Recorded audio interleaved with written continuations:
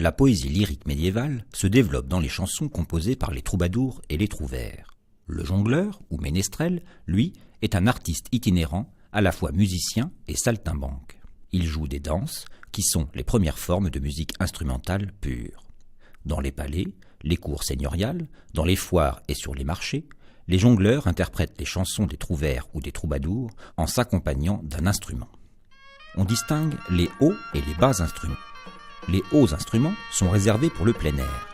Cette danse, accompagnée par le rythme des tambourins, instruments à percussion, est jouée par deux chalémis, instruments à vent et à hanches doubles dont le son est beaucoup plus puissant que celui de la flûte à bec.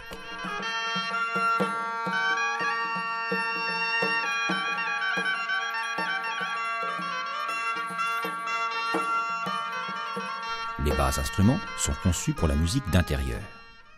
La vielle, instrument à cordes frotté par un archet. La harpe, instrument à cordes pincées. Et la flûte à bec, instrument à vent.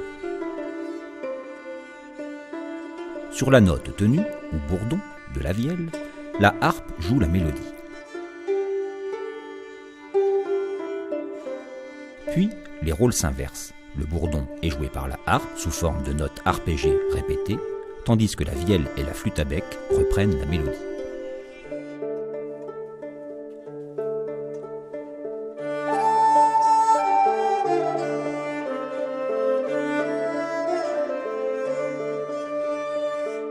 Cette musique profane peut être vocale ou instrumentale, mais n'est pas associée aux pratiques religieuses. La musique sacrée, elle, est essentiellement vocale. Au Moyen-Âge, le chant grégorien est le chant de l'Église catholique. C'est un genre musical qui appelle au calme, au recueillement, à la contemplation intérieure. Il est chanté à l'unisson, c'est donc un chant monodique. Il est également chanté a cappella, c'est-à-dire sans accompagnement d'instruments. Pendant plusieurs siècles, le chant grégorien était transmis par tradition orale. Puis apparaît un système de notation rudimentaire. Quelques signes appelés neumes, placés au-dessus du texte, permettent au chantre de retrouver la mélodie. Il s'agit alors d'un simple aide-mémoire qui n'indique pas la hauteur précise des notes.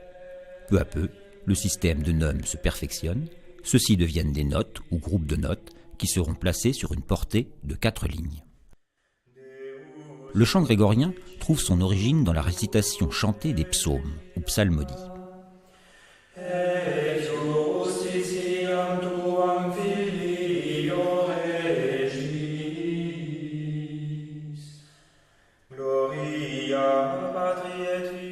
Ce psaume comporte 2 parties.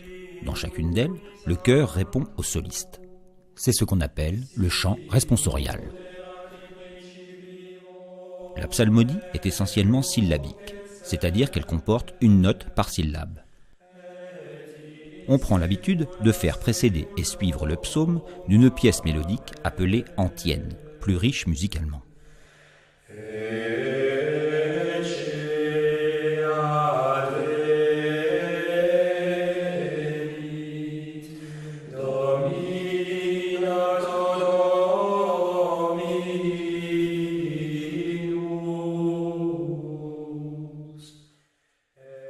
Dans cette antienne, on trouve de petits groupes de notes placés sous certaines syllabes, formant ainsi des courbes mélodiques que l'on appelle des mélismes.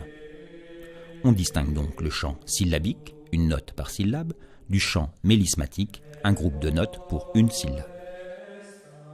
Le chant grégorien est à l'origine de toute la musique liturgique catholique.